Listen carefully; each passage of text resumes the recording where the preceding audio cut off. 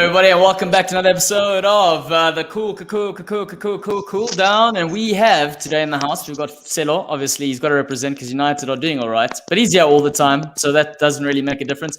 We've got Mosa reporting to you live from Cobham. Yes, Chelsea's training ground.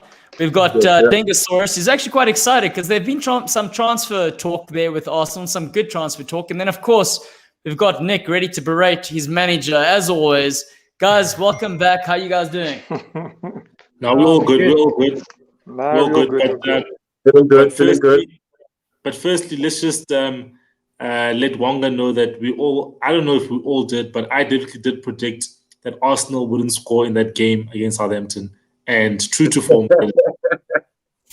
Yeah, I mean, look at the starting lineup also. I didn't expect that, to be honest with you. And what I also didn't expect is them to play that bad. Willian and Pepe. Oh my word.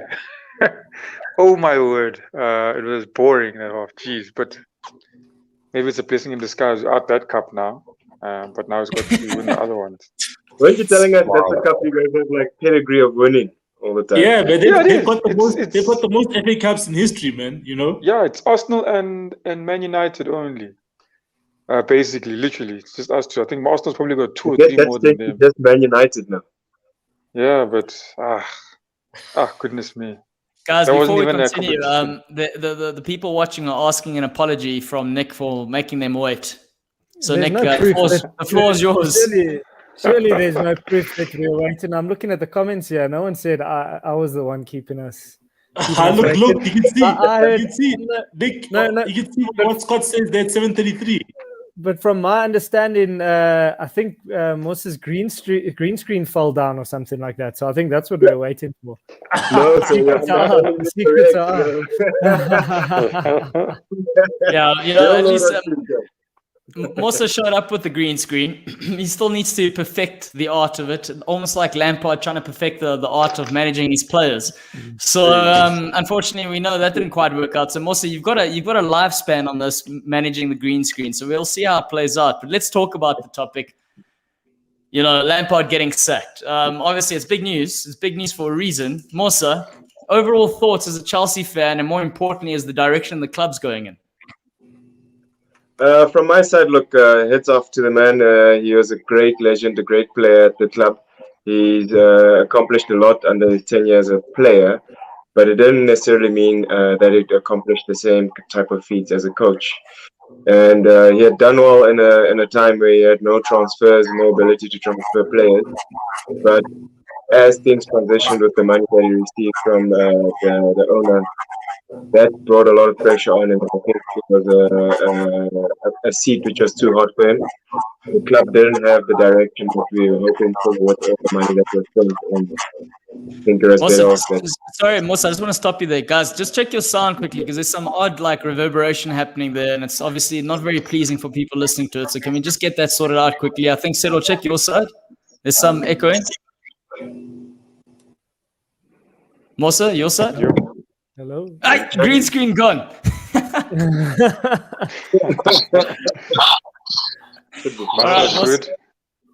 Okay, give it a go, Mosa. Tell us again. Start again. Sorry. You know, Mosa's gone, but Frank, can he come to Newcastle, please? I'll take him any day of the week if we can get rid of Steve Bruce. I'll tell you what. If Frank Lampard gets given a chance, I think, in my opinion, guys, I think it's really unfair. You know, I look at the stats and, you know, we are comparing Newcastle with Chelsea, but the man out of 8 games has won 4. I think he's lost 3 and drawn 1. You know, from a fan of my club, you know, if I could have any of that, and, you know, Chelsea have proven in the last couple of years that they just don't give time to managers. And I think it's just becoming a trend where, you know, they're buying success again. And it just doesn't work. There's no formula for that. I mean, what is the next manager going to get the same treatment? I don't know. Well, here's the thing, though. So it's been, I think, since 2017. So that's arguably we're going on 4 years. No manager served longer than 2 years, which is quite a staggering sort of stat. But I do think this whole sort of Marina Grafni or Scoffia, or however we pronounce the name, Scott, you'll tell us how we pronounce that later in the Scottish accent. There's obviously there is a vision at Chelsea. I know that Roman Abramovich is instant success. That's what he's about.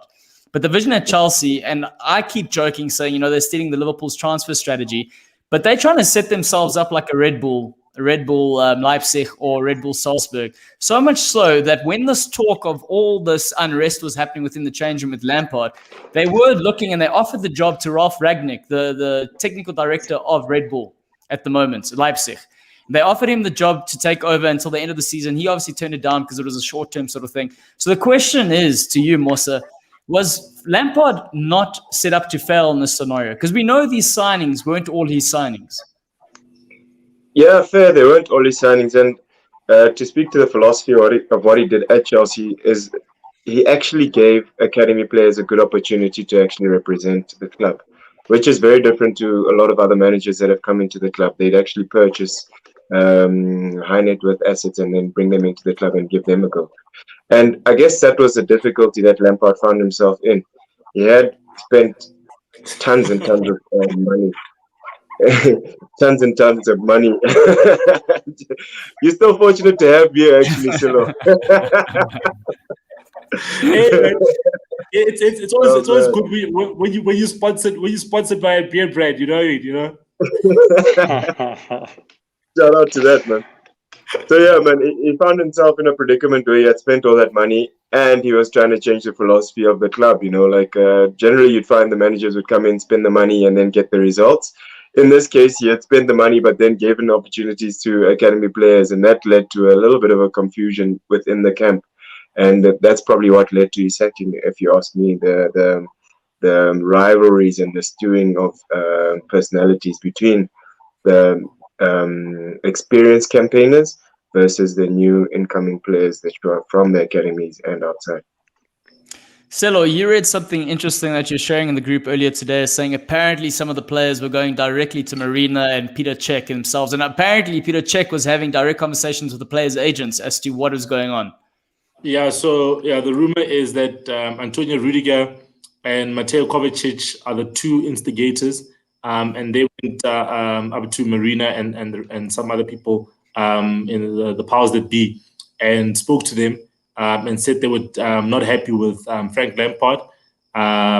So Chelsea fans, the only thing they've been talking about the whole day today is the fact that these players went to go talk to the hierarchy and to try get the manager sacked. So people are saying Rudiger, he's right away. Some people are saying, okay, cool, Kovacic is a good player. You shouldn't have done that. All this stuff. Everyone's coming out and saying all these things as Chelsea fans that I've been seeing on social media. But it's player power. I said something the other day where Villas-Boas said that he actually took was shots fired basically, and said that in this instance it's Frank Lampard's fault that he got fired, right? Unlike other times. Basically, he's saying because when he got fired, Lampard, Terry, and the other guys got him fired, basically. You know what I mean? So he's basically saying that, hey, man, you guys got me fired back a couple of years back, if you remember correctly, But this time, actually, it's your fault, Frank. You were nonsense as a coach. You know what I mean? So it's just shots fired, But yeah, man, I think it's player power at Chelsea. It always happens, and it's unfortunate. And Musa, you're gonna be in the same situation 2-3 years down the line. But in the past, it has yielded success. You guys have gotten trophies. You've gotten Lotti, Conte, all those guys have won Premier Leagues, and they've only been at the club for 3 years or less. So yeah. But going back to sorry, go ahead, Musa. I was just alluding to that.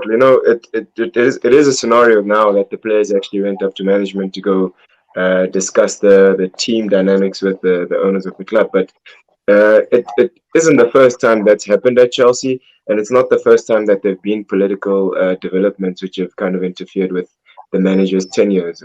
If you just recall back to Conte's time, when he was making squad selections, and then Marina would come in, and then there would be off the field type of development that affected all of its squad selection. Yeah, I like Nicholas's comment there. Yeah, Liverpool have been worried about Chelsea. Yeah, look at this nonsense he's talking. Just behave, Nick. You behave, okay? So you spoke about the whole sort of player power in this scenario, But apparently, Frank Lampard was come out saying, if it wasn't for Chelsea, he would have walked a long time ago because he felt like he was pissing in the wind. So from the get-go, there's been a sort of a tension between him and Marina, as it's being said, apparently, it's all being leaked right now with regards to the fact that when he took the job initially, he was never going to turn it down. And the other issue was that he had already resigned from Derby. So he had kind of put himself in a negotiating snooker, so to speak, because he had to take, he was offered the least amount that any manager's been offered at Chelsea. Obviously, experience plays a key role in this sort of scenario. But apparently the big breaking down point between him and Marina was the whole Kepa debacle, that they spent so much money on this guy and he was refusing to play him. And that's where it all came down to the fact that after that, Peter Cech was getting involved and they had a spy. And there's a whole bunch of other things that he wanted his whole team to come with him. And there were one or two players that they insisted, or one or two coaches rather, that they insisted to be with him at Chelsea, almost like an internal spy, so to speak. And these, again, this is all what's coming out at the moment. So from the get-go, he didn't really have the full control. And when we talk about the signings in particular, the one signing we all know he wanted was a Declan Rice. Chelsea refused to go that route because they released him at academy and they don't want to be seen as fools paying a lot of money for a player. That's one of the other things. So we do know it didn't go swimmingly for him. And if we've got to look specifically as to what he did achieve last season, it is almost like he was there just to fulfill that role, and they were always going to remove him. Now, I know it didn't quite play out, but to put things in comparison, I showed that stat with you, Selo, where we had Ole at the same point as Lampard, and he's achieved one more point than Ole has. And then the other stat is that if we're looking in the last 7 or 8 games, Liverpool have only won 1 game in the last 7, and that was against Aston Villa's juniors. Frank Lampard's at least won 2. But now the whole breakdown that with regards to the player change rooms. Now, one of the other things with the sacking yesterday, apparently he was sacked. Obviously, he was called into a meeting at 8 o'clock. He was sacked during that time, agreed with Tuchel, and the meeting, how it was leaked, was the fact that everyone was aware because the players were told the sacking was going to happen, and that's how it leaked. So while he was having the meeting getting sacked, the media found out he was getting sacked. Nick, as a head coach, how do you feel? How do you navigate a situation when a lot of these things are taken out of your control? Imagine Nick getting sacked on social media. But I mean, I think for me, just putting yourself it's a unforgivable sort of unforgiving position that you're in, because you are at the mercy of your directors and sort of the hierarchy above you. But it is a scary thought to actually have. Your players have potentially, you've lost the change room, and you've got players potentially speaking behind your back or speaking to people above you. Things getting leaked to the media because you feel very alone. I'm sure it's a very lonely place to be in, because let's be honest, Frank Lampard tried his very best. I don't think he would have gone into that job thinking he's just going to take it for granted. For me, I feel for him. I feel for any manager in that Chelsea position, because I just think it is a very unforgiving place to be, because you've got no real chance. If shit hits the fan, what chance do you have? The players aren't taking accountability. It is sitting on Frank Lampard's step. Maybe the job was too big for him. Maybe he needed a smaller team to sort of build up his repertoire within the Premier League. But I don't know. It is a tough juggling act to especially worry about whether or not things are staying within your change room, because at the moment things are coming out that you wouldn't expect to come out at any club, let alone just Chelsea. So I feel for him. I personally feel for him. I do think he should have been given a bit more time. I think, yes, he was given a lot of money, but he did, like you said, Musa, he went in and he had a season with no transfers, and he did all right. He did all right. If you're comparing him, Man United are top of the log. Man United's gone through this with Ole 2 or 3 times in the last 2 seasons, and they've stuck with him. Maybe that's the right decision. I still don't know if Ole is the right man for the stature of the club. The man's leading the charge there. He's leading the charge, but keep going. Then who am I to say that Frank is the right man to lead a Chelsea? I do put myself in Frank's shoes, and I do feel for him, because I'm sure it was a lonely couple of days. He beat Luton 3-1, and then he gets sacked the next day. The Luton thing was irrelevant. Apparently, after the Leicester game, and ironically enough, was the same game that Mourinho got sacked after, was when he lost to Leicester. But after the Leicester game, he had gone into the change room and he had resigned in a way that he had given the players a handshake. So, listen, guys, it's been real. Thanks for coming. But the players, like you said, the player power, Silo. The players started coming out saying, he was training them too hard. And as it is, when you have a bunch of players who aren't playing, like Arsenal currently in the situation where they're in a process of cutting out all the fat now, the excess fat. Frank Lampard had players he clearly didn't want that he had to work with. And they're saying now he wasn't even talking to half the players that he wasn't playing. So that's naturally going to cause a sort of rift within the change room. And to what Nicholas was saying, some managers are not good at controlling personalities. Perhaps in this modern sort of football, he took too much of a page from a Mourinho that he learned from. Mosa, what do you think about that? True. Yeah, man, could be true. I mean, there's been a lot of discussion about players like Mason Mount. What does Mason Mount have on Frank Lampard that we don't all understand? Yes, we can say Mason Mount's a good player, but there are elements where it raises a few questions, and you can see that favoritism even when you're not within the camp. We all watching from afar, from the other side of the world, and we can see it, And potentially that's what Frank was doing in training every day. He was interacting with these younger boys, and it's something that most managers should do, should encourage like youth development within their teams. But potentially he went a little bit too far, and he never knew how to manage it well. Whereas I think, I don't agree, man. Mason Mount's been your best player this season, man. He's been the best player. That sort of favoritism has led to a guy who's worth 50 million pounds. Recently, so he was never the best player from the get-go. He was given a lot of support and a lot of confidence by Frank Lampard. The first 5 or 6 games, he was just an average kind of centre mid with new players in the fray as well. And now 10, 15, 18 games later down the line, now he looks as good as the real deal. But that takes a lot of confidence building with young players especially. But also let's consider the season he had. Let's consider the season Frank Lampard had. He trusted the boy. He went there, he did the business. He's going to stick by a player who he's trusting. He's not going to throw someone else on there that is not trusting, because at the end of the day, it is his reputation. Now, it's all gone to shit in the end. But at the end of the day, what he's got now is a player. Chelsea have a player in that transfer policy that they can offload if they want to. That's going to bring an excess of 50 million pounds. Because if Kai Havertz is worth 71 million pounds, how much is a Mason Mount worth now? So so exactly what you were, and I was going to allude to that point. Musa, you were saying maybe he went too far with Mount, but if you flip the coin, you're talking about Rudier and the other player that had potentially spoken to your Kovacic, speaking to your Peter Cechs and other directors. Who are you going to actually trust?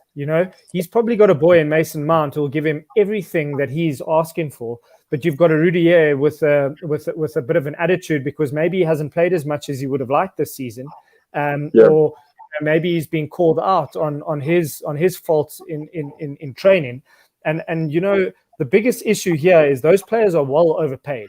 Okay, and that's not going to change in world football at the moment. So if I'm a player who's getting £200,000 a week, probably more than what Frank's getting at the minute, and who are they to, their contract's intact.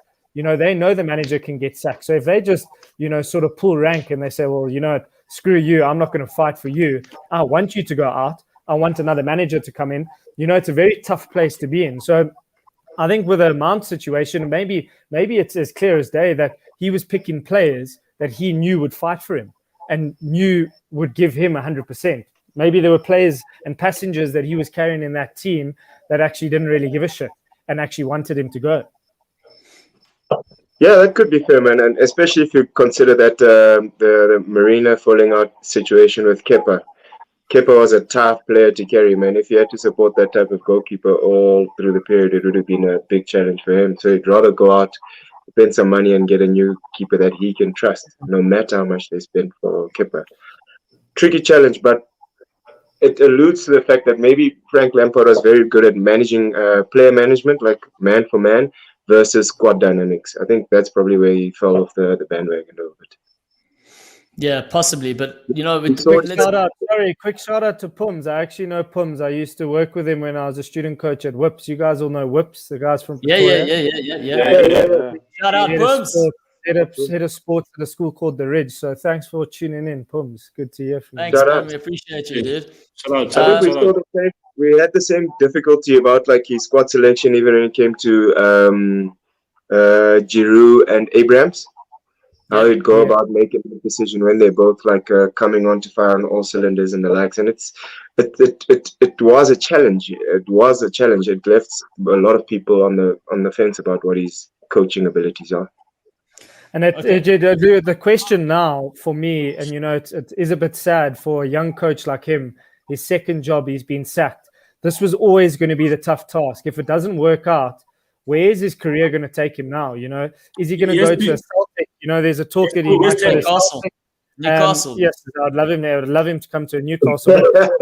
But he's really got to start from scratch. I saw even talk that he wants Rooney's job. He wants the Derby job back. So I mean, there's a lot of talk. I've told you he's going to go in and start arm wrestling. Wade is starting out his managerial career, man. We need to give Wade a chance, man. Wade is retired now. Let Rudy flourish, man, please. Yeah. So it's a tough one for these young coaches. I mean, they get given the opportunity. Do you turn it down? He was probably he was well within his right to take it, because that job could maybe never have come around in his whole career. So I hope he is young enough to obviously get it back on track.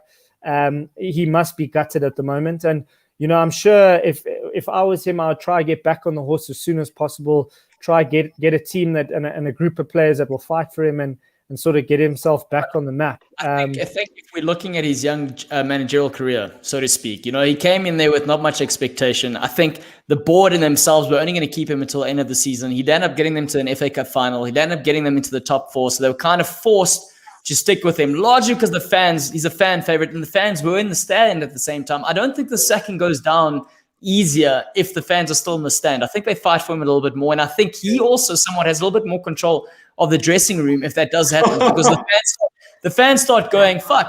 I think the fans start turning more on the players than they do on him if it starts going like this. So that's also an interesting thing. But before we get stuck here, Musa, I want to ask you, actually, Wonga hasn't said anything. Wonga, Thomas Tuchel said to have the job. It's his job now. They're only offering him 18 months for this interim. He didn't want to take the job initially because he didn't want to come midway season. I mean, he has just been sacked. But overall, what are your thoughts about him coming in and doing the job for Chelsea? It's going to be it won't be as easy. I think he's probably maybe used to. I mean, bigger. The nice thing is he's dealt with probably big personalities. But I think it was it Harry Redknapp who said it as well. Is that winning the league with PSG is. He said any manager can do that. It's a given. There's no guarantee that Tuchel will come in here and do the job. And I think I agree. I mean, you like in the Premier League, you can manage any of the top 6. Man City, you can get a Liverpool, you can get a Chelsea, as we've seen. You can get a Man United, but it's not guaranteed that you're going to win it. Your managerial skills will be tested. At PSG, it's given. I mean, every year. I mean, even Pochettino's there now. No one's expecting him to even finish second. They know the league's going to be theirs. They're going to be in Champions League, regardless of the manager. But I think at Chelsea, even himself, he will be tested. Maybe you say he didn't want the job. I think he will surely see the real side of managing. Trying to actually how to get the results. Every single aspect. I think he'll be really tested in this regard. I honestly think so. But I think in terms of with what I was saying with I wanted to say about Lampard and him getting sacked. I think his heart and beliefs are leaning towards the youth in the club, and he wants to bring those guys up as well. And then now you've got these guys who are buying players behind you, and I think also maybe his appointment as well, like Claudio was saying, maybe a short term. But only he will know why he accepted it in the first place. But I think even then, I think he knew. But I mean, to accept, knowing the kind of person he was, I'm actually just trying to think about it now. Is that all these guys actually came in now when he was still there, like Havertz, all of them. Was it a shock when it came to him? What are you asking me? He's just saying, No, why it's- sell your Greek Oh, defender? we'll ask we'll get there. Anyway, sorry, Yeah. Wonga. Just Yeah. finish off in terms of, we did run a poll, guys, in terms of whether or not we think, what people's thoughts are with regards to Thomas Tuchel coming into Chelsea. And people, majority, at least 60% of people were saying he is the right man for the 61% said he is the right man for the job. 39% said no. Mossa, before we move on from this topic, because we've given it some extensive time, obviously good for Liverpool's scores, because obviously we lost on the weekend, so this is a nice, good distraction. But Mossa, final thoughts on Thomas Tuchel coming in? I wouldn't have signed him up for the job. He is a great coach with good pedigree, but I wouldn't have picked him for the job. He's created a lot of political upheaval in the club that he's been in before, and that type of scrutiny in the Chelsea scenario, which it finds itself now, is going to really, really mask a lot of his performance unless he goes and flies straight into winning this league. There's going to be something that's happening in the back, in the boardroom, which is probably going to spill out into the media because of his appointment. So I wouldn't have gone his direction. He's a great tactician, got a lot of good energy, can get the guys galvanized. He can speak all the languages in the club. But yeah, man, I just fear that. Imagine hiring someone because he speaks German and you need to get the best out of your two top German signings. It's crazy. German, French, and English. So it's a brilliant mix for like the current Chelsea makeup and the current Chelsea squad. It's just yeah, man. I fear his off the field antics. I mean, he's done pretty well at his previous clubs like PSG and Dortmund, but he couldn't sustain his reign there because of what happened off the field, and that's potentially what I think is a concerning thing now, given the spotlight that is there now that Lampard's left in this fashion. Yep. Right. And leaving on the fashion, talk about players coming and going. Arsenal have been very, very busy so far in the window that nothing has been happening. So, Wonga, I mean, I think this is your time to shine. Odegaard appears to be coming in. Socrates, like Nick has alluded to, has gone out, cutting the excess fat, like I mentioned earlier. You must be feeling okay as an Arsenal player, or Arsenal fan, rather. Yeah, look, at least it shows me that, look, the guys are trying to do something. Odegaard is also a very good player. I think to actually pounce in that situation, actually, if you look at it, I think he's also, he's at Real Madrid. You've got the stars starting there in front of you. Personally for him, Real Madrid have also invested a lot in him since he was a 16-year-old, you know. No one heard much about him on his loans. You know, those kind of players, you hear about them and then you don't hear about them after a while. But he's done well on his loan spells out, come back to Real Madrid doing well. And I think coming to Arsenal, I think it's sort of the player we do need, especially to give at the moment. Smith Rowe has no competition at all. He's guaranteed. That's what I to me. I wanted to ask you. So if he comes in now, what happens to Smith Rowe? Does he accommodate Smith Rowe still in the starting 11, and does he play Aubameyang up front, or does he drop the one and keep the other? What are your thoughts? There's even Lacazette as well. Never mind just Smith Rowe and never mind Aubameyang also. Aubameyang, what it looks like, if he's struggling with someone in the middle, doesn't know who's going to put in, he's always putting in Aubameyang, either striker or out wide.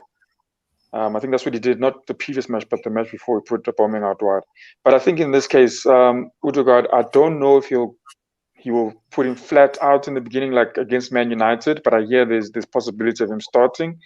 But I think after that, definitely he's going to be trying to play him full games. But I think it's a loan spell. Smith Rowe needs competition. I won't even lie to you. I've thought about it. I'm not too sure what he will do. I'll have to see. But if I was in his shoes, I'd probably be playing Smith. Smith Rowe does deserve to start. He showed it. If Odegaard shows a better footing at training, then it's a chat you need to have. But then again, you have to think about will Odegaard be there, or are they thinking of keeping him there for the next 3 to 4 years? That's also another question that needs to be asked, and I don't think anyone will want to answer that now. Then there's also, yeah. No, man, he's only signing. Don't get too excited. I think maybe you need to manage your That's- excitement because he's only there until the end of listen. the season. You must That's what remember I they want said. him back. Yeah, they want him back. Yeah, that's what I said. I said that there were talks saying, "Oh no, it would be nice to keep him there for the things I read." I said, "Look, it would be nice to keep him there for more than the loan spell." But the loan spell it worked. I mean, it's only this end of probably going to be 6-7 months. So you also have to look at that. But I heard that I did hear. It's not. I mean, I read. And what I did read, there was something saying that look, they maybe going to attempt to try and keep him there if he's happy there and all that stuff. Nah, it won't happen. Because It won't happen. It won't happen. Don't happen. No, reality. Yeah. You gotta rule it out right now. One of his favorite players, man. That guy forced the kid on Zidane all those years back and tried to force him all those years back. And Zidane said, "What the flip, man? This guy doesn't deserve to be in this team, but I have to play him because he's apparently the next superstar, and I just play him." And now he came back, hot on form, but I think they didn't realize that Modric was going to be still at the level that he currently is at, because you're supposed to replace Modric, but Modric is still the world class midfielder that he is. So he'll go back. Like they'll always call back their kids. Then you've got he's got 36 appearances, 7 goals and 9 assists. That's what he did there, and that's why he's come back to Madrid and he's saying Handland, whatever, for Dortmund, and he's going. The boy's banging, and he's 2 years younger than me. I need to start getting game time. One question, Wonga, Elneny versus Xhaka. Come now. Who would you take in that scenario? Elneny. Leave both. If I had to choose one, I'll choose Elneny. At least he can. At least he can run. He can also shoot as well. Just like Xhaka can pass the ball. No, but I think Xhaka is a much better shooter. Xhaka is your top 3 shooter in the team. How can you say Elneny can shoot when Xhaka is your top 3 shooter? No, Elneny's also scored many. Wait, I haven't seen goals. Have you seen Elneny score a goal, guys? There are goals that he scored. Elneny is a camel, though. He's the camel of the desert. Let's not argue with the camel of the desert. The man only is. How many goals does he have for like 2 goals right now? But I can't. For me, I think even defensively, Xhaka, I can't trust him. At times he looks like he just kicks someone in the box, and I won't lie, he hasn't done it in a while. But at times it's erratic. But what are the Arsenal transfers? There's is it Guendouzi as well. He's also. They looks like they're gonna trying to get rid of him. There's talks about that. But that's not a bad one. Did you hear that one, Mosa? Guendouzi? Yeah. For the German boy. Take him for Draxler. For Draxler. That's a hell of a story. Oh, wow. Julian Draxler. Yeah.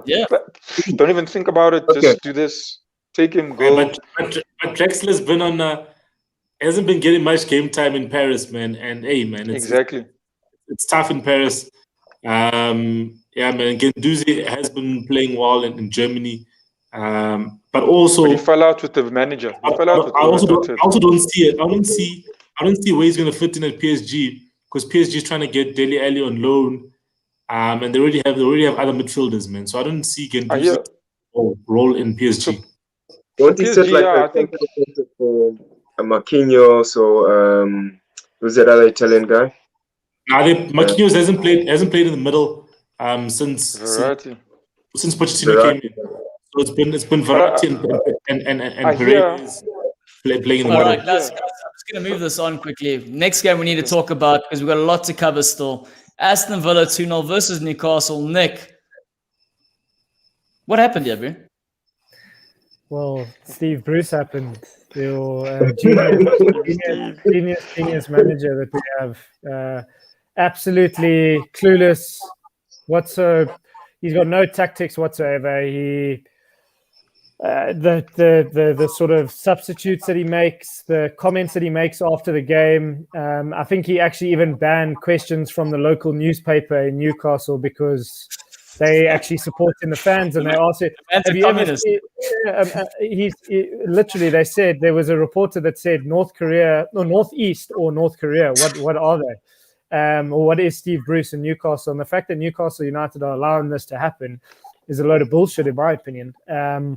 We've got, the fans demand answers, and we're just not getting them. I alluded to it earlier. Frank Lampard has the last 8 games, 1-4, lost 3 and drawn 1. Our manager has lost, or we've got 1 point out of 8 games. I think we've scored 1 goal in the last 12, and he's still in a job. He's even there's even talk that he's bringing in another coach to come and help him. So for me, I just don't get it. We were completely outplayed against a Aston Villa team that got promoted 2 seasons ago, and I spoke about it in the last show. People, and I'm talking pundits, are saying, what should Steve Bruce do? With what he has. But my question to you is, would Aston Villa accept a Steve Bruce? No, they wouldn't. They would never. Nope. And a couple of the Aston Villa fans actually commented afterwards and said, they were in their sharp decline in the Championship, fighting relegation into League One, and they eventually got rid of Steve Bruce because he's just got absolutely no clue. And you know what? He claims that he's this messiah fan of Newcastle who loves the club so dearly. If he loved the club so much, he would walk, because he's not a fan. He's not a fan if he sees us losing 7 of our last 8 games. We're playing against Leeds United right now, and Leeds United got promoted last season or this season than we are. 10 times a better side than we are, because they've actually got a plan. So unfortunately, we're just going down one way, and I spoke about it already. We are in a relegation fight, and I think the 7-point gap is going to become very small very soon. So unfortunately, it is a sad state of affairs, and I'm at a point now where I wouldn't mind us losing, because hopefully that would maybe see him leave. I don't know, because this has got 2016 and 2009 written all over it. We're going one way, and that's down to the Championship. So, Nick, I've got good news and bad news. I've got good news in a sense that we all know that Rafa Benitez has left Dalian there in China. He's come back saying he wants a job in the Premier League, but he's come back saying he wants a big job in the Premier League. Now, whether or not that means he wants to go to a big club, definitely off the table, or he wants to go to an actual big job. I mean, Newcastle still is a big job. Yeah, so I think if we're looking at it, there's still talk rumbling that the takeover might still be on the cards. There's still a court case going on with Mike Ashley in the Premier League. There was also arguably there's something that's going on with the TV rights with BN Sports, Saudi Arabia and Qatar. BN Sports are big in the Premier League, and as we know, that was one of the stags when it came to the deal not being processed. If there's a deal in place where the club might be taken over, Benitez might be the man. But I wouldn't. Who would want to come to Newcastle United right now? Would Frank Lampard want to take that job? Would Eddie Howe want to take that job? Would Steven Gerrard want to take that job? I don't think anyone would want to take that job. So unfortunately for us, we stuck with this disease of a manager, or a virus of a manager and a disease of an owner, and we just have to. We're a sleeping giant just walking through. Sleepwalking into literally nowhere. And unfortunately, we got out the last 2 seasons. I don't know if we'll get out this time if we do get relegated. So it is a sad state of affairs. I'm unfortunately in a place now where I do care. Obviously, I want us to win. But the thing is, it's just going to paper over how shit of a manager he is. So if we go get a result tonight, the British media are going to be all over him saying, oh, look what a great job he's doing. He beat Leeds United, he beat Bielsa. But in actual fact, he's been absolutely shit for the last 2 seasons. So I just don't know. I feel for you guys. I mean, watching... We're going to talk about this game next. Liverpool have been poor in the last couple of games, but you guys are averaging 1.6 shots a game. Yeah. 1.6 shots a game. That's less than 2 shots on target. That's all you guys are getting. So I can't. Liverpool, just to clarify that, Nick, Liverpool, the last 4 games that we've been struggling to score, apart from Sunday's game, was we were averaging 72 shots and we still weren't scoring. So, and I was feeling shit. So I can only imagine how all Newcastle fans must be feeling. 100%. And, the comparison always comes back to Benitez because for some other reason, the British media hate Rafa Benitez. There's something about him because he's a pragmatic manager that he's done something wrong. But Steve Bruce does the most pragmatic manager I've ever seen, but with no clue, where he regresses players' development and it's just a negative style of play. Where we've got a Callum Wilson who's our top goal scorer and he scored a fair share, and we've had that rate of shooting. Claudio, tell me, imagine he actually had service. How many goals would he score? He's feeding off absolute scraps. And you know what? For me, I just, the blame has to also go to the players. But right now, would you want to, if you guys were players in that change room, would you want to play for Steve Bruce? No. Why would you want to play for Steve Bruce? He's an absolute plonker. He's right. No. If you look at the teams in and around Newcastle, and the fact that some of them, like if you look at Brighton actually have an identity. When Brighton, you can actually see them trying to do something, right? Maybe they don't have the quality of the players, right? I've seen Webster and Lewis Dunk at the back trying to play out from the back, right? Because that's what the coach wants, right? They're not the best passers. Webster's the one who can actually pass, and they play that 7-foot left centre back at left back, Burn. They look, it looks weird, but they try to do it, and when it works, it works well because they go past the press and then they start attacking. And when they more flamboyant players get on the ball, actually you can see they're trying to do something. Whereas Newcastle, when you watch them, I'm like nothing. But I'll tell you what, we've got. Wilson's trying to keep a straight face there. What's going on? He's like, my manager's been sacked already. He's like, I don't know what's going on. Let's hope there's a domino effect here for Newcastle. All right. No, it would. Hopefully something happens. Yeah, but I mean, I think his saving grace right now, Steve Bruce, is that there's no fans in the stadium, because I've been at Alan Pardew's last game, and Alan Pardew was hated as a manager.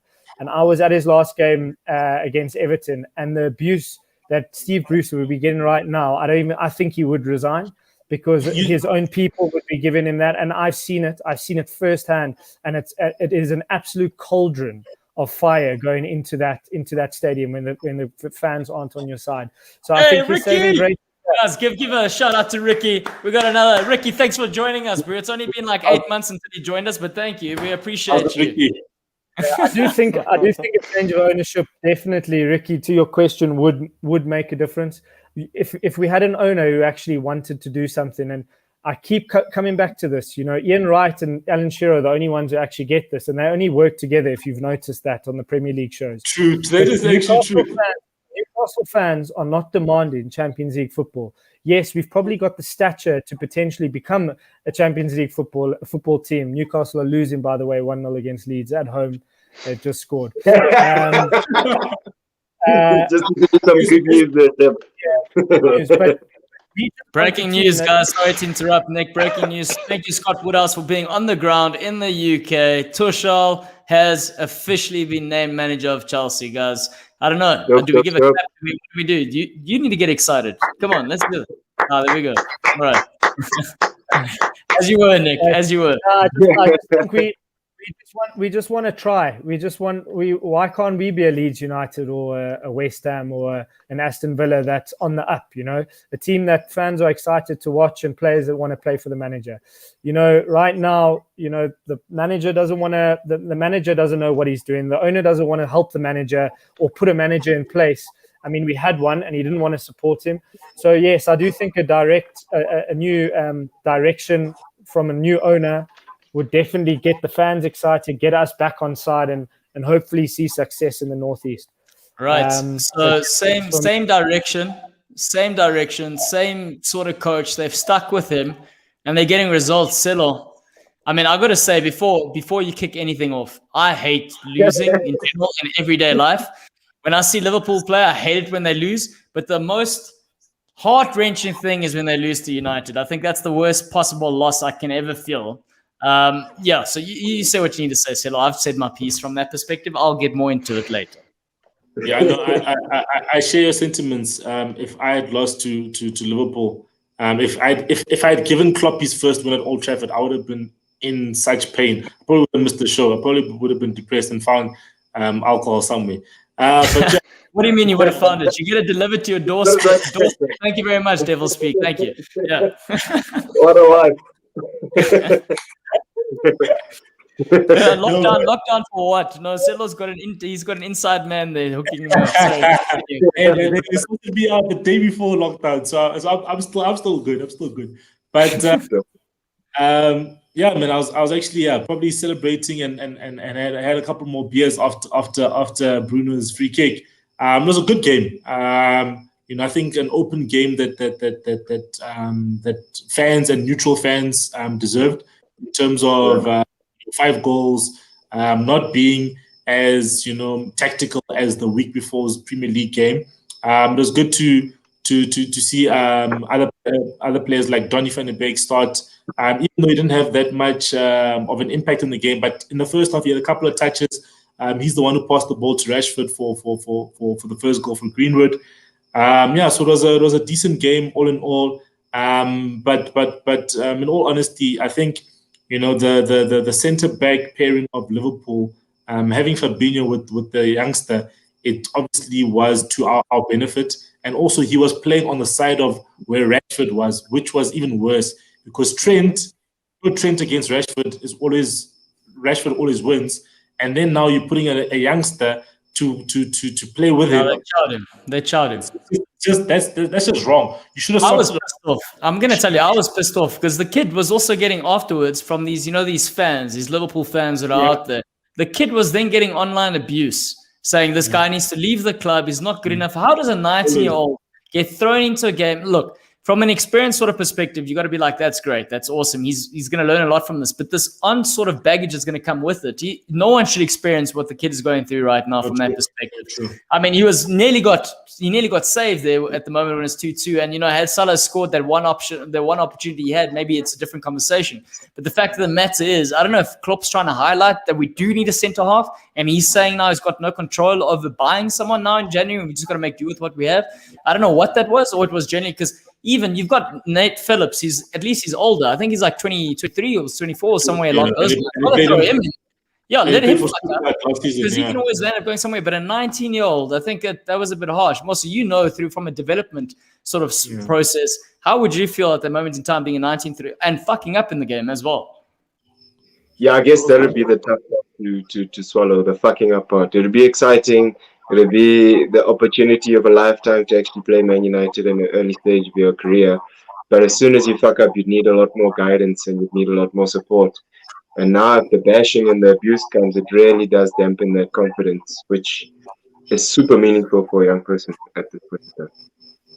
Yeah. So sorry, Salo, as you were in terms talking about it was a very open game. And I also think when we're looking at it, both Robertson, for all the talk about Liverpool's fullbacks, I think both had a really, really poor day. And Man United just looked dangerous on every single counter. And I actually think it was one of those scenarios where he went to Anfield, he played it a bit safe. We all came out saying, he should have probably gone for it because Liverpool were there for the taking, and he's gone right. Yeah. Rolled up his sleeves and he said, "Come, guys, off the bat, we're going to go for it." And at the end of the day, you were rewarded. And penalty, Mr. Bruno Fernandes. That free kick. I know people are talking about Alisson's positioning but at that pace that he hits the ball and that distance, I don't think it doesn't matter if you get the positioning right. It's too close. It's too close for Alisson to actually influence it. And I think it's one of those things. Sometimes as a goalkeeper, the ball also went straight at Thiago's head and then still also went above Pogba's head. Thiago ducked, then Pogba still ducked the ball. And it's one of those things. It was quite tough, man. It's quite close. These things happen. I don't think you need to highlight too much on that from Alisson. He saved football so many times, man. These things happen in football. Free kicks are one of those things where if you need to give credit to the free kick taker if it was a good shot. But I'm happy with the Man United's performance. Gives us some confidence in terms of playing against the top teams. And actually expressing ourselves. And as I said, man, just play Pogba in the middle.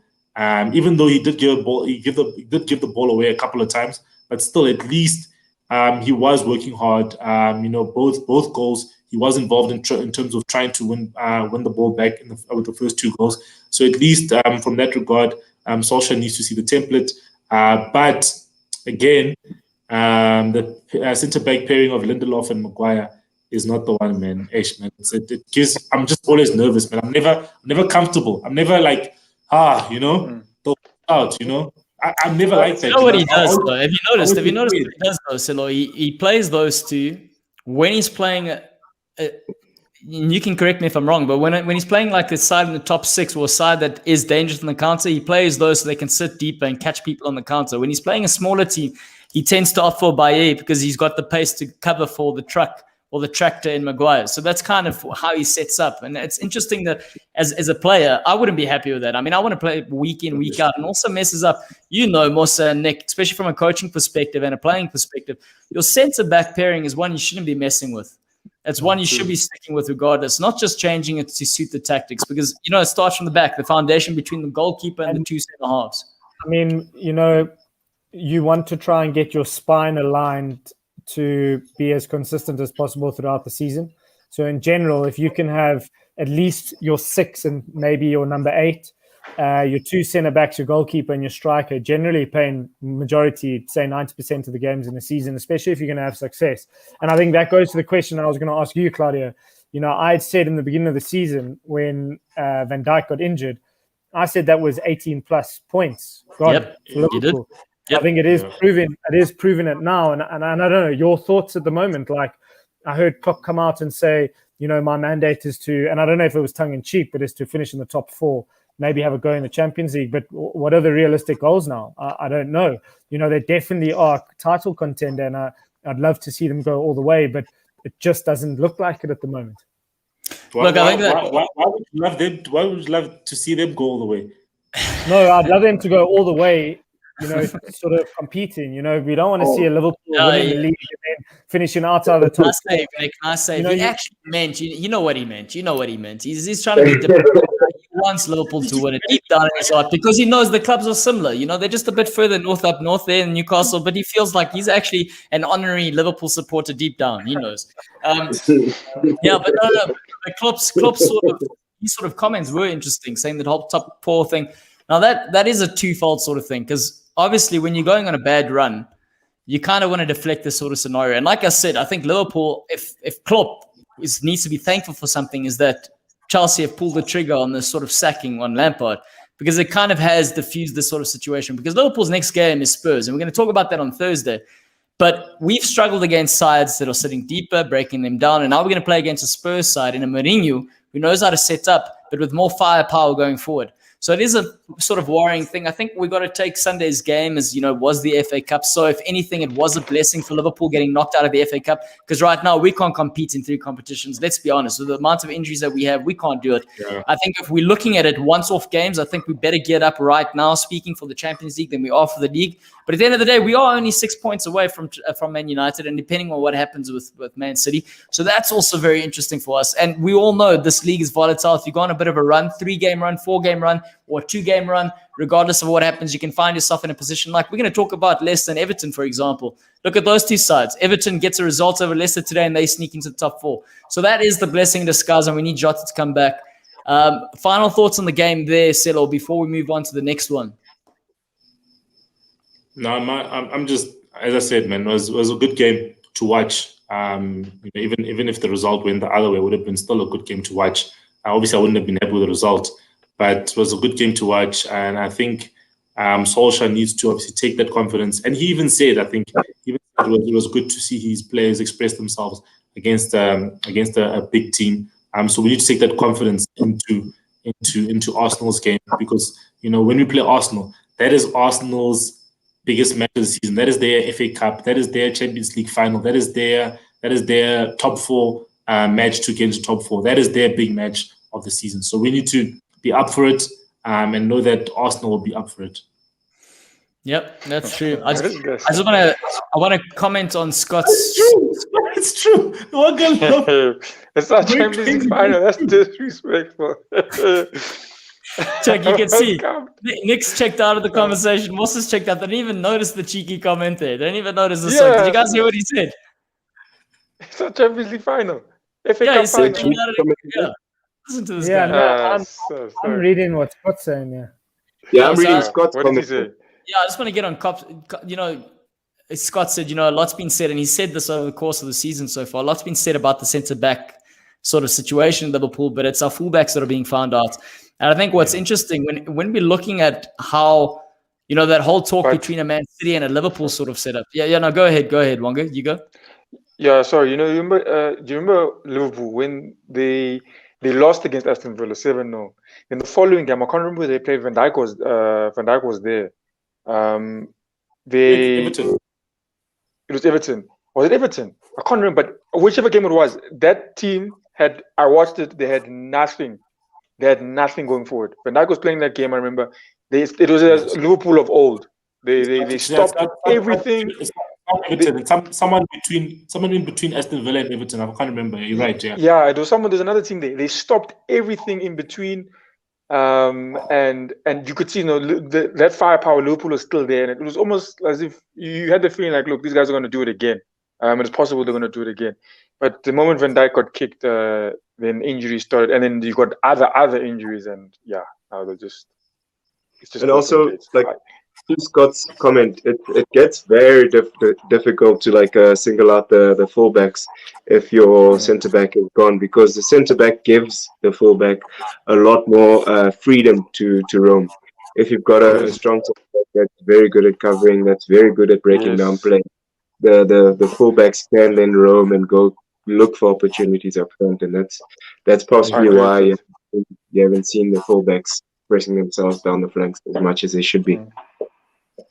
I understand it's a one-man team, but Claudio, any final comments from you, Claudio? No. I'm gonna let it be. I think you guys know how I feel about the Van Dijk thing. I know he brings a lot of distribution to the team. You know how it is. I think, I mean, it's also I wanted to discuss the fact between Man City and Liverpool and the differences between the two of them and how they set up. And to Scott's point, saying nullifying the fullbacks. But yeah, I kind of touched on it now. We're going to move on because we need to finish off. And what we're going to do is we're going to do the betting sort of corner predictions, where we give our predictions on the upcoming fixtures. And we're going to start off with the first one, Southampton, Arsenal. Rematch. Wonga, the rematch. Southampton don't have both their fullbacks. I think Romeo's also injured. So Southampton are somewhat weakened in this game. And Arsenal have a good record. Arsenal going for 3 games away for the first time, 3 away games in a row since 2014 or something like that. Yeah, look, Southampton they've got a lot of injuries. Arsenal, I think Arsenal probably have only 3 injuries at the moment. But Southampton, I look at Southampton's list, it's quite long. It's pretty extensive. I didn't even look at the names individually. But for me, I think if it's another. I mean, the first game we played them, we drew 1-1. We let them score a game first. Now again, we let them score. I mean, even this game in the weekend, it was unfortunate the goal we conceded, but I think it was well deserved.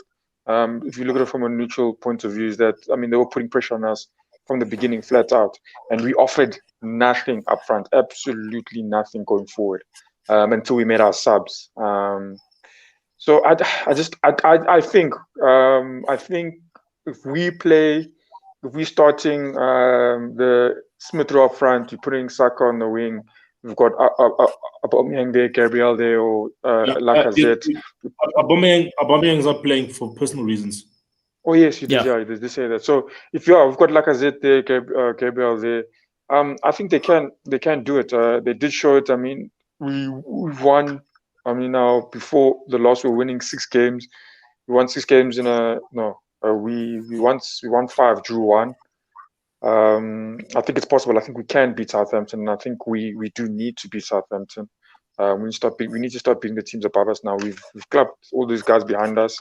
Okay, maybe Chelsea, but Chelsea on a bad run. I think Southampton getting a 3rd shot now. We for me, I don't know what Patricia's thinking, but for me, we need to collect these points, even if it's away. So what do you think the score is going to be, Wonga? Oh yeah, sorry, it's actually prediction. I'm thinking, I wrote down it's two. It's I said 2-0 to Arsenal. 2-0 to Arsenal. Nick? I think it's going to be another 1-0 win for Southampton. I think they're on the. Yeah, I don't know. I think your bubble's going to be burst, Wonga. I think, I think that manager sets his team up well, regardless of who plays. And yeah, I think Aubameyang will be a big loss. I know sort of maybe hasn't been contributing as much as we would have liked, but I think that's the type of player you want to go away from home against a team that's just beaten you in the FA Cup. So I'm going to go for a 1-0 win for Southampton. Yeah, I've got to say I'm going to go 1-1 draw. I don't think either side's going to win. I think, because Southampton is somewhat weakened, they're going to play more defensive, but I think they're going to cause a lot of frustration for Arsenal, but Arsenal will still get the points. So they won't leave empty-handed, Wonga. So don't be all despondent with regards to the predictions. On the weekend, I went with Arsenal, and I said I'll be throwing my money away, and I did. And I threw my money away. Well done for throwing it all away. Did you know that Pepe, Willian, Alneni, all those guys are going to start, so I can understand it. Aston, I don't know. All right, Mosa. It sounds like Wonga understands why you guys are losing, huh? Yeah, it's clear. I felt like if Arteta in that game was saying to the guys, if the guys were asking him why am I not starting, I think Arteta answered their question right there and there. Genuinely. Answered them right there and there. Right, he answered everyone there. Why those guys aren't starting? That's the reason. So they can't be saying they'll start this weekend. There's no ways. No ways. I think this follow Nick as well. This is Southampton's game. They do have the beating of Arsenal, and I think they should get a 1-0 result over the weekend. They have 7 injuries, Oaks. I swear it could be 10. It could be 10. He's not having this. He's not having this. Settle. Let's hear you. Could be 10. I'll give Wonga the benefit of the doubt with this game, just because there'll be a bit more quality starting. But not to win, but will be a draw, 1-1. We tend to go the same route when we predict. You guys believe in Theo Walcott. Now the one is there's a lot of contention here, largely because we know what Nick feels for Bielsa. Wonga, let's hear those results. Oh, they're not playing now already. It's not. Leeds leading 1-0. Look, Newcastle. I don't even expect them to win. Even last game, they're coming against Aston Villa. Even today, it could be 3. They're gonna go, especially if they score 1 already. It could be 3. Yeah. I think you're gonna beat it. I think you're gonna beat Southampton, Wonga. What do you think? Change of heart there, what? I don't think Newcastle have it. To be honest, I feel sorry for them actually. I agree with you. I don't think. I'm watching a little bit here. We do have a bit more of the ball, a little bit more. We in their box, pressing a little bit higher, forcing them to play a bit longer. But yeah, unfortunately, this is going to be a long evening. Maybe a 1-1 draw, but more than likely a 2-0 loss for the Magpies. That's the first time I'm actually saying that we'll lose. It's because you already correct. I want Bruce out. I want Steven Gerrard and I want Bruce out. All right, I'm going to see. I told you, this guy's a diehard Liverpool fan deep down. We all know it. I was saying, I'm going to go with Jason, another Liverpool fan there. I'm going to say 3-0 to Leeds. Mosa?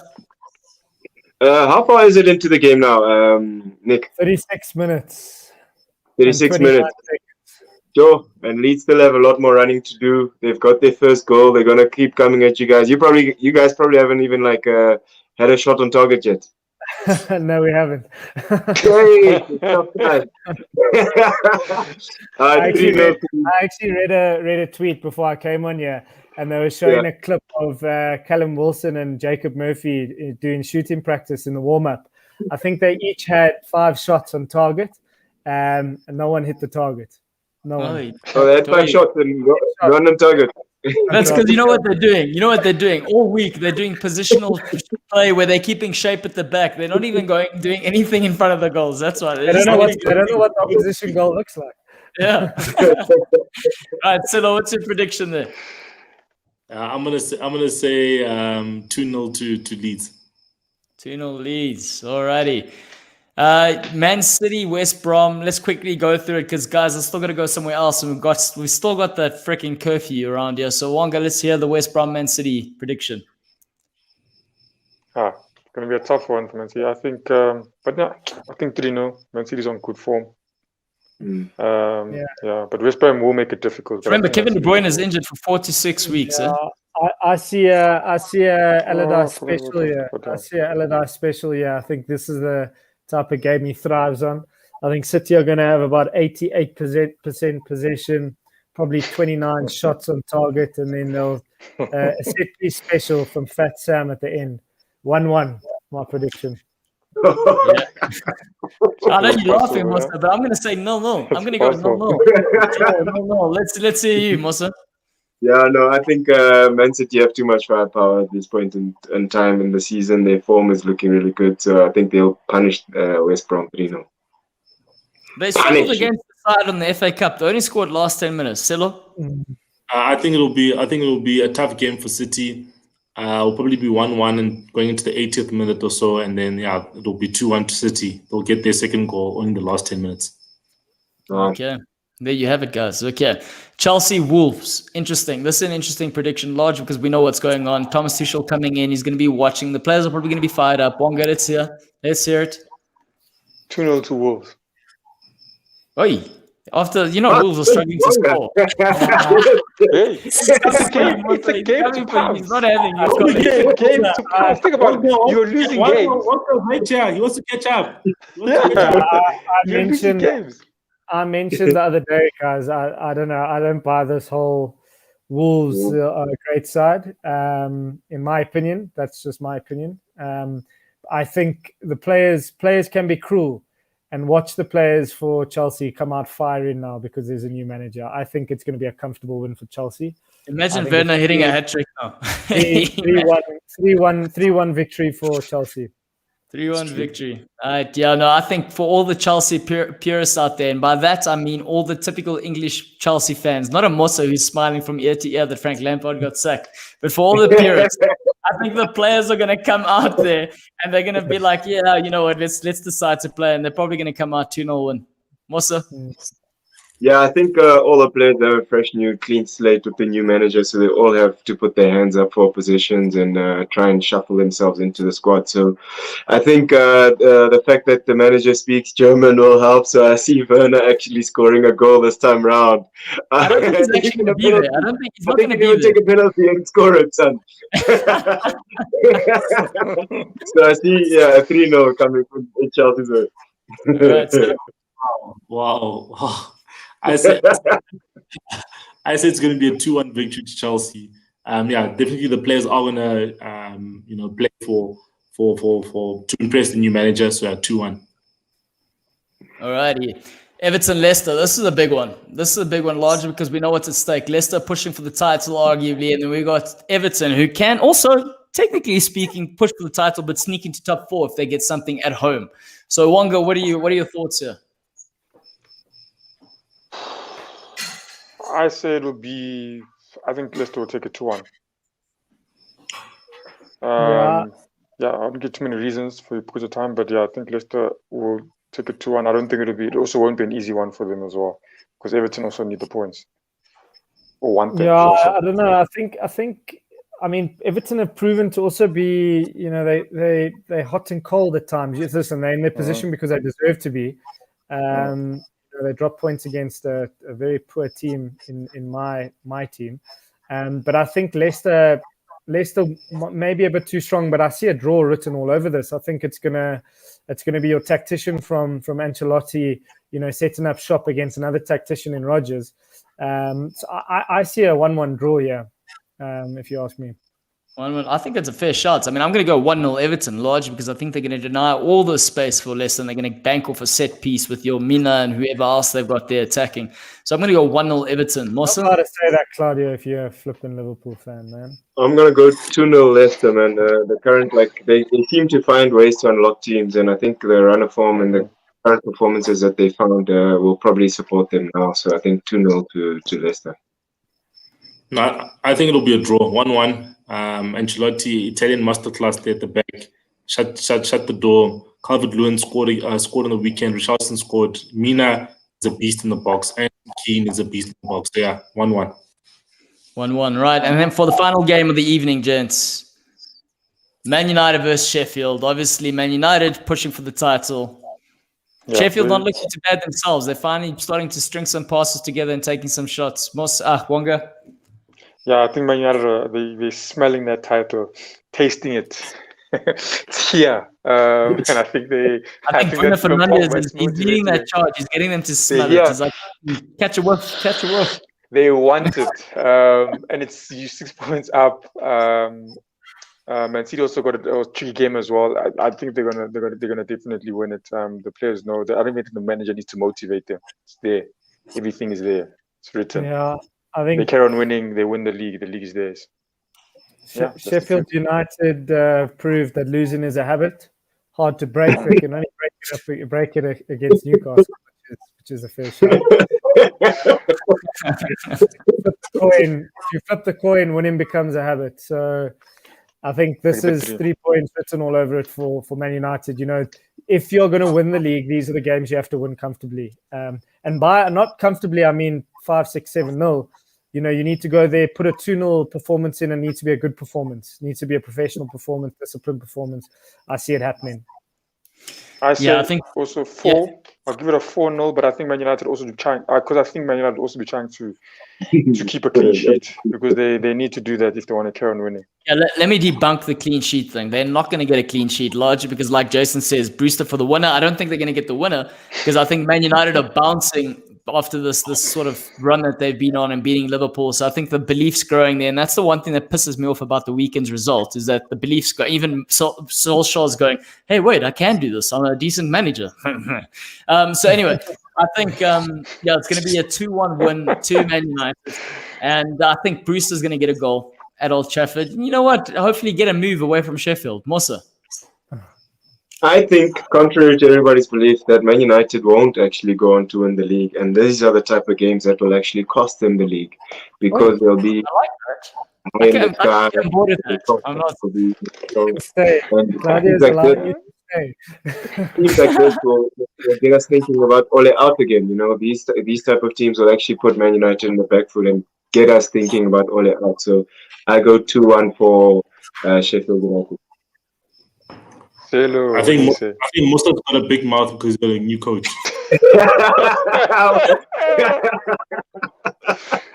Let's hear some Ole out, man. Let's hear some Ole out. Ole out. I'll have Tuchel or Ole. Selo, honestly. No, I rather reserve my comment. I'm only that's hilarious. No, in all honesty, I think Musa definitely has found a voice. He's like Wonga on Boxing Day when he beat you. So I take notice of what you're saying. But it's going to be 2-0 victory for Man United. Right. Man United keep pushing for the title, lads, and that's pretty much it. Final thoughts before we leave. Steve Bruce out. Hashtag Steve Bruce out. Bruce out. Bruce out. You hear me? Bruce out. Pull it out as well. Pull it out. Arsenal top 4. Please. Silo's trying to be patient, but just say it, Silo. Just say it. Say what you want to say, man. Yeah. Wow. Arsenal won't even make top 6, guys. That's my comment. Yeah. Top 6 then. We'll make top 6, guys. We'll make it. Don't worry. So you're gonna be Leicester, City, United, Liverpool. Guys, every team is going through slumps here. It's coming. The time is coming. They're only halfway through. The times are coming. Tell them, Wonga. It cost them a coach. Liverpool are going through it. They decide, obviously, when Klopp is Klopp. Man United, not yet. Ole out. Ole out. Right, guys, and with that, They're let coming. me end this because this is going to keep going on and on and on and on. If you guys don't know, thank you very much for everyone who did tune in. We had a lot of guys today, so thank you very much, guys. Pums, thank you for coming. Jason, Scott, Nick, all the rest. Ricky for making an appearance. Yeah, shout out. And don't forget to like, share, comment, hit the notification button because by doing that, you get more people to come back and watch us. And lastly, if you don't know what to be cool. Be cool. Yeah, have a good evening, everyone. Enjoy the football. Cheers. Bye.